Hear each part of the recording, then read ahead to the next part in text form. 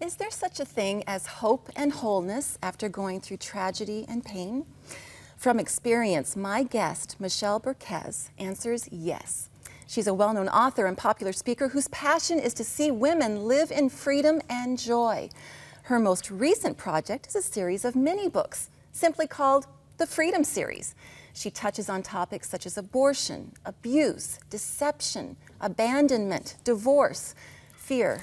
And I know, Michelle, many of these topics are born out of your own life experience. Yes, they are, and that's true, and unfortunate but true. But thank you for God's restoration and healing. Absolutely.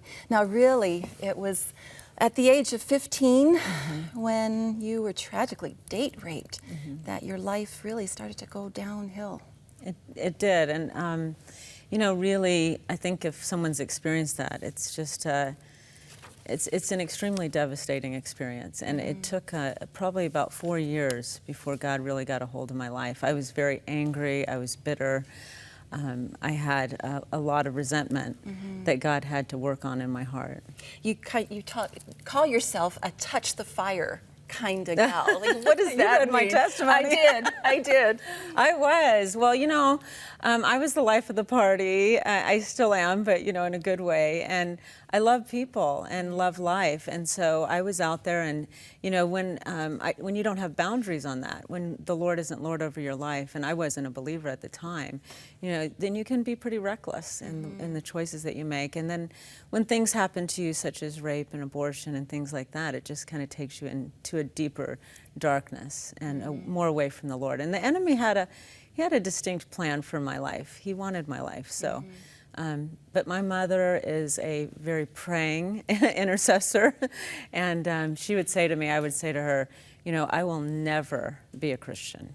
And she would look at me and she'd say, oh no, you will serve the Lord, and you will be a believer, and you will walk in His ways. And so she would just speak that word over me, and she was just very, very determined woman.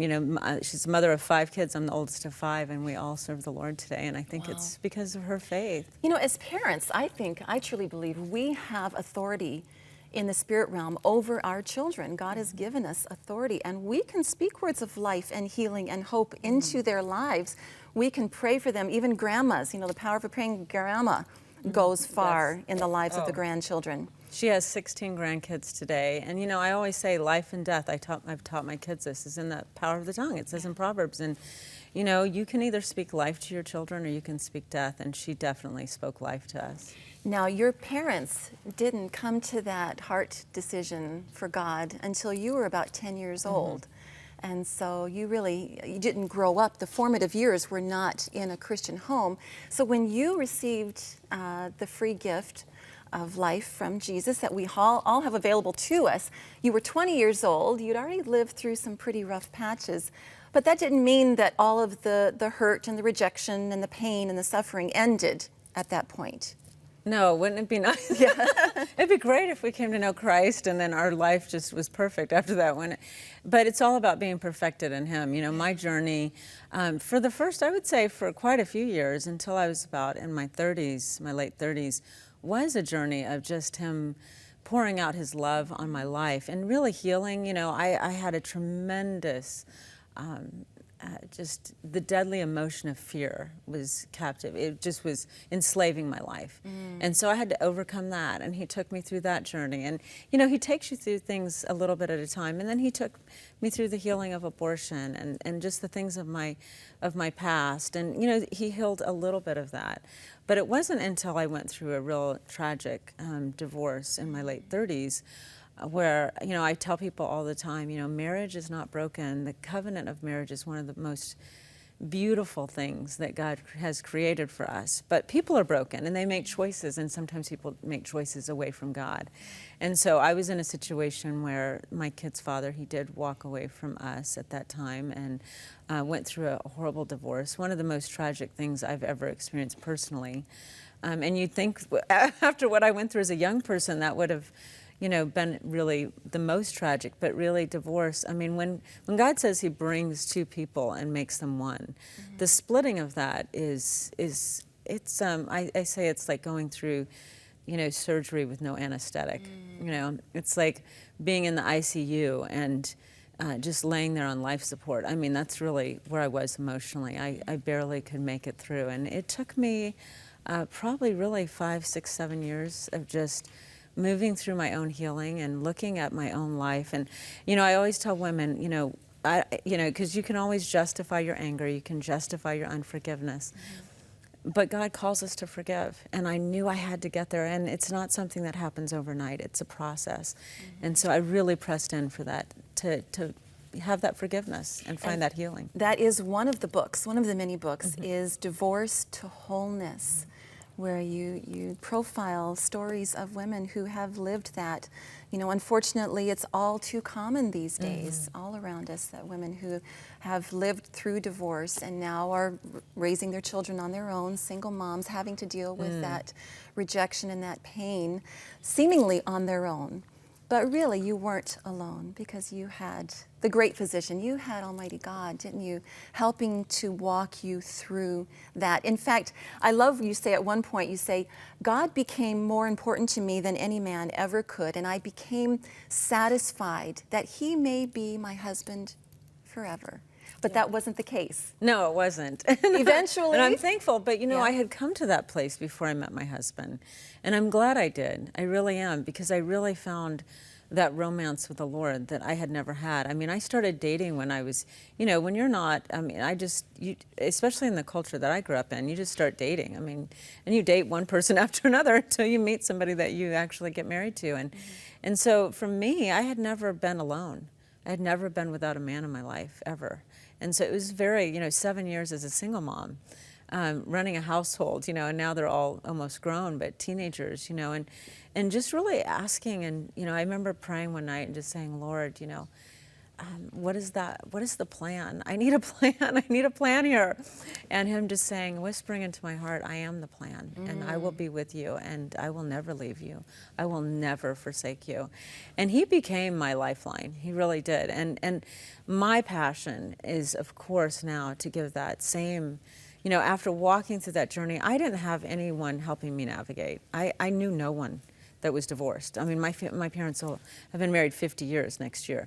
So there was nobody to say, here's what you need to do. Here's the things you're gonna go through. Here's the things you need to watch out for. You're gonna deal with loneliness. You're gonna deal with abandonment. You're gonna deal with feelings of rejection. You're gonna feel like you're unworthy. You're gonna feel like you're lost. What do you do in that situation? And so I love that we have, of course, Divorce to Wholeness, and then we have a DVD series coming out called Live Again. And it is about living again. It's learning to live again, because you do feel like your life is just over. Michelle, I am absolutely convinced that there's someone watching right now who says, oh, what you're talking about, I need exactly that. I need to know how to live again. I need to know how to let go of the pain, the rejection, the shame of divorce. Yeah. Could you look into your camera and just talk directly to that person who says, where do I start? Well, first of all, I want you to know that you are worthy, that you have value, that the Lord has not left you, that He loves you unconditionally, and that you will live again, you will laugh again, and you will love again. And even though you're sitting there, you may be thinking, you know what, I can't even see past tomorrow. I remember saying to my kids, Mommy is just so broken right now. I need your grace, because I can barely get out of bed and take you to school. And I was very honest with my kids, and I would just say, to be honest with the Lord, just tell Him your heart, speak out to Him and say, Lord, I need you. And be specific. I need you financially. This is my situation. I remember having to ask the Lord, I don't have the ability to provide for 4 kids. I actually lost child support, and for 4 years, and had to do that on my own. And I had to depend on God like nothing else. And so I just would say to you today, just trust, put your trust in Him, put your faith in Him. He will be your husband, He will be your provider. And it all starts with establishing that personal relationship with God, you know, that is available to you. That's why Jesus came. That's why Jesus died. That's why Jesus rose again on Easter Sunday, is to say to you, I love you with an everlasting love. I have great plans for you, he says to you. Your life is not over. You don't have to be identified by what your circumstances currently are. And so I just want to encourage you, if you'd like to talk with someone, to pray with someone, our prayer lines are available 24 hours a day, 7 days a week. We would love to introduce you, maybe for the very first time, to the one who loves you more than you can ever imagine, Almighty God, because of the cross of Jesus Christ. He loves you so much. Michelle, I just want to thank you for these books. This is such a great resource and help to women everywhere. And these books are available at our Crossroads e-store. I'm so excited about that. If you would like to get a copy of Michelle's series of books, the Freedom Series, just visit our e-store and you'll find out all the details on how you can get your very own copy. Well, Michelle, again, thank you for being with us. God bless you and all that you're doing and all the ministry you're doing to women that's so needed. Thank you. All right.